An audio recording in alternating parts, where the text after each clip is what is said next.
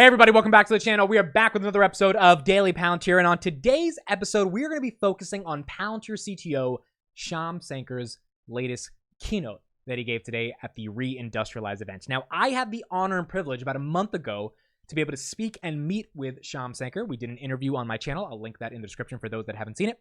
So I got to listen to him talk about the ideas that he talked about today in this keynote, and I also got to hear him deliver this keynote at the AI Expo in DC multiple times. So I am pretty familiar with the argument that he's trying to make and the broader thesis that he's trying to get out there into the world.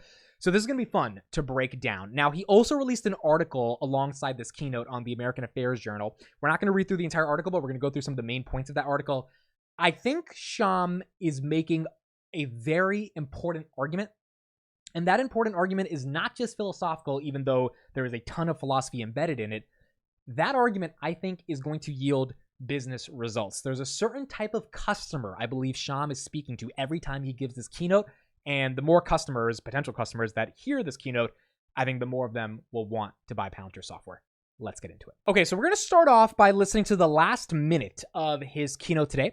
I thought this was a really good keynote. I highly recommend people to watch it if you have not watched it yet. I'll put it in the description. This last minute kind of sums up the argument he's trying to make, and then we're going to go deeper into his broader point. And for investors, I'll make the argument for who I think the potential customers are that he is talking to. So here's the final minute of his keynote today.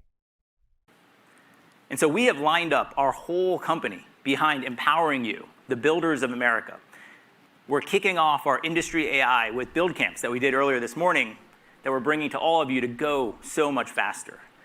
American manufacturing requires a modern operating system that drives radical upskilling of our workforce, that allows you to leverage all of your unstructured, structured data, your Slacks, your video conference rooms, your structured PDF manuals with images and annotations to build an AI technician for every single one of your operators. You need a modern operating system to build a unified namespace that integrates your batch with your streaming, your ERP, your MES, your IoT, your PLC systems into one cohesive single pane of data and single pane of glass that harmonizes this information into a single semantic model for your equipment, your factory, your parts, your product. And then the imposition of advanced AI on that, not for ex post analytics, but in the control loop organization and manipulation. And software that can meet the modalities of the modern factory, everything from your desktop to your mobile, but also mixed reality. And this is a vision of production as code. Industry AI enables you to make your business programmable. And the build camps here were just the beginning of this. We are leaning in entirely as a company, partnering deeply, holding your outcomes as our very own, forward deploying to deliver quickly what the nation needs here. And this is critical because you need alpha, not beta. You need software that's going to make you more different, not more similar to the same shit that doesn't work. You need software that allows you to enhance and enable your ambition, not thwart it. And that's how you get to lights out production, and that's how we knock the lights out of our adversary. Building for tomorrow began yesterday. Thank you. Okay, so that last sentence, when we heard it live, we were reacting to this live on a stream earlier today. And that part got me, bro. You guys know me. I did debate in high school. I debated on international stages. For me, the communication, the presentation, the ability to convey a message, it's everything to me. Like, I love the art of communication. It's just who I am. And sometimes you got to curse during that art of communication. And if you say the word shit, sometimes it gets the point across better than saying the word stuff. So that final quote that he says, you need more alpha, not beta. You need software that's going to make you more different, not similar to the same shit that doesn't work. All right, let's break this down from a philosophical perspective, from an investing perspective, and from ultimately a business perspective in the context of what this means for Palantir. I think SHYAM is trying to build an image, and I think the image he's trying to build as Palantir CTO is someone who deeply understands the technical nuances of industrializing America, not only from a defense perspective, but also from a manufacturing perspective in terms of the private sector. And we've seen this with clients like Panasonic that Palantir has been able to get. I think SHYAM is making a broader argument. So first off, to back up a little bit, Karp and SHYAM are very special leaders in Palantir, and not every company especially not every public company, has two vocal leaders that can get on stages like they both get on across the entire world and present a message. CARP has a variety of messages that's more geopolitical, more about, what's going on in the world, philosophical, like deeply Western values, all that type of stuff. SHYAM's argument, it has parts of that, but it also has to do with the actual technicalities of how does your business become better once you understand the philosophical undergirdings of what it means to have software and what it means to embrace software as a business, particularly as a manufacturing business as well. I think SHYAM is trying to make a broader argument that in America, software is our advantage. CARP says this a lot as well.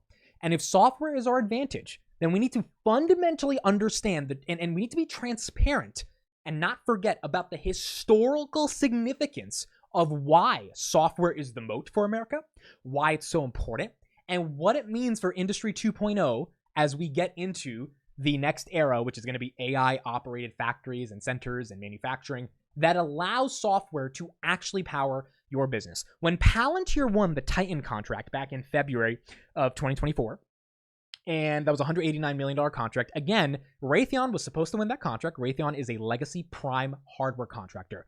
Titan was a hardware contract that was not given to Raytheon. It was given to Palantir.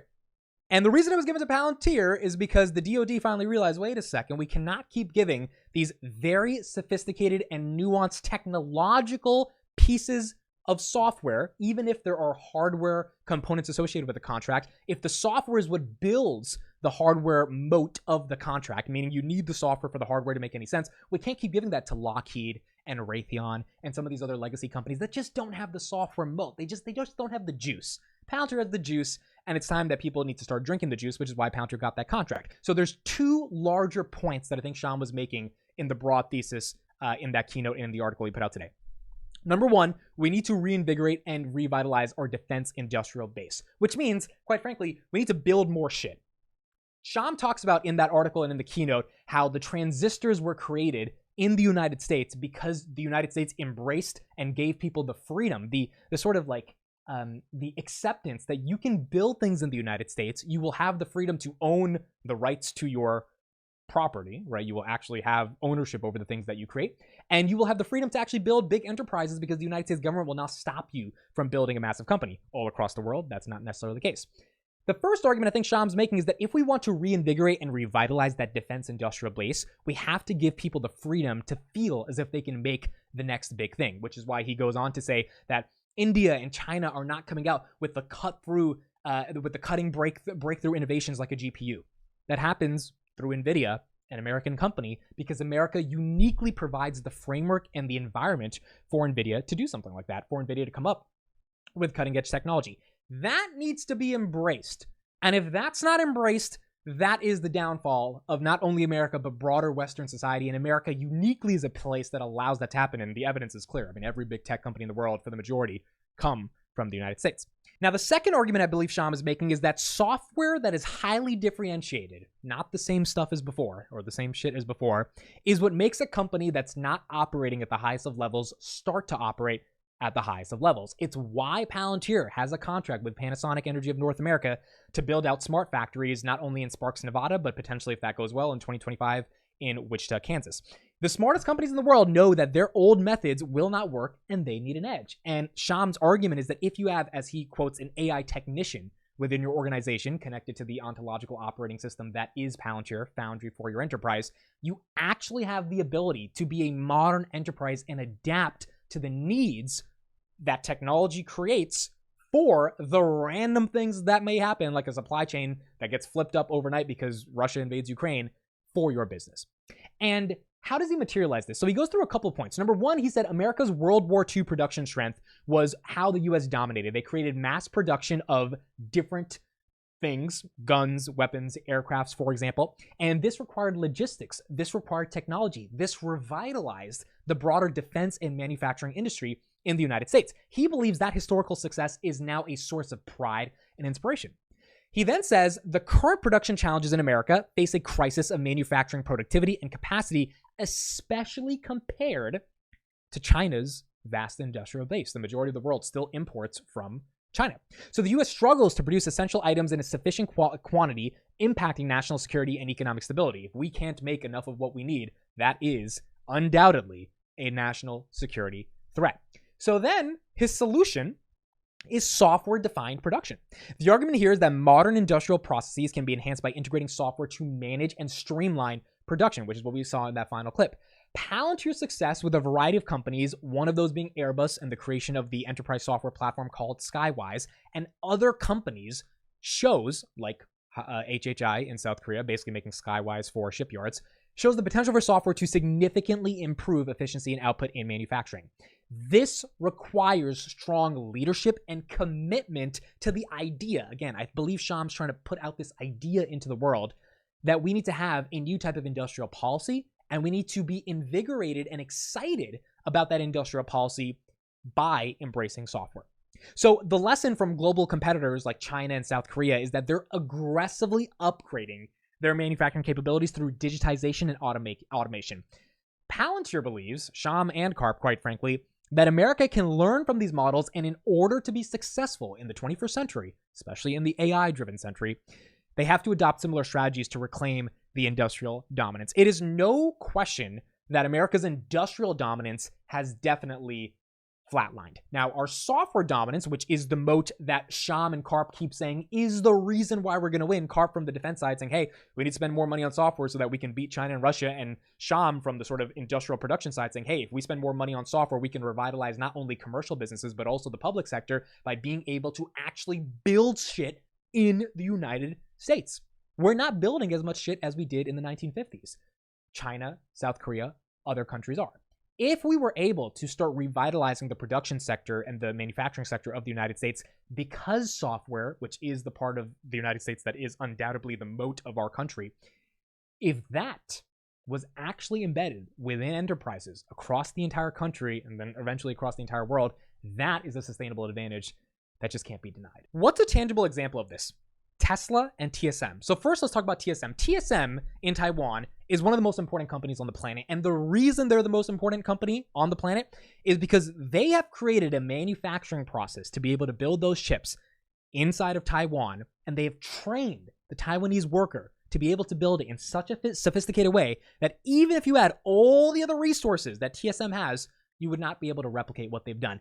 As a result, TSM has solidified Taiwan. Basically, Taiwan has solidified their spot in the global ecosystem because of giving the freedom to this company to actually be able to be a company. TSM now worth almost $900 billion in the global ecosystem by making sure that if anyone wants to mess with Taiwan, they're going to think twice because TSM is there. So all this concern about China invading Taiwan, that very well could happen, but China's going to have to think twice because it's not just, oh, we invade Taiwan and things are okay. This one company creates everything that the rest of the world uses to be able to function on a normal basis. When your country has a company that can have that much power because they actually have the ecosystem and resources to be able to build shit, your country becomes very powerful. If anything, your country becomes important enough to have a seat at the table with every other superpower because that one company in that country makes your country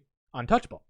Tesla, an American example. Tesla is so amazing because they have the best manufacturing in the world. Like, you're just not going to mess with what Tesla's doing when it comes to manufacturing, when it comes to EVs. And the reason Tesla has some of the best manufacturing in the world is because they have embedded software throughout the production process inside of their factories. In fact, Palantir, working with Panasonic obviously creates the batteries for Tesla. That is a way that Palantir is helping Tesla become more productive, because if you're making Panasonic more productive to be able to create batteries, obviously Tesla becomes more productive given that they're procuring the electric batteries from Panasonic. So the argument there is that if we could have a company like Tesla, many companies like Tesla, that build shit in America, those EVs are built in the United States because they have some of the best manufacturing in the world, because that process cannot be denied, then your company becomes incredibly powerful. Your company becomes incredibly valuable. That value transports into GDP.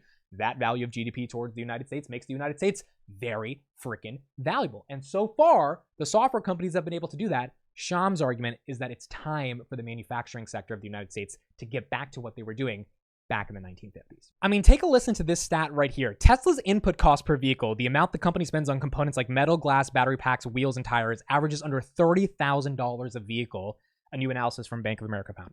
That's $17,000 cheaper than non-Tesla EV component costs and about $10,000 cheaper than the industry average, including Tesla, which is what the bank estimated. They said even as Tesla's margins shrink and sales slow, Tesla has the best margins in the business out of all the car manufacturers because of things like their input costs.